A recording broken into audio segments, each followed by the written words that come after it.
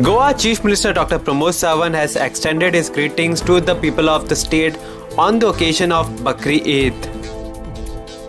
In his message, Dr. Pramod Sawant said that Bakri Eid is celebrated all over the world with festivity that endeavors us to share love, empathy and humility among the downtrodden. Let this day mark a new beginning and renewed commitment to serve the community. Let us all resolve to stand up unitedly to fight and overcome the pandemic, he added.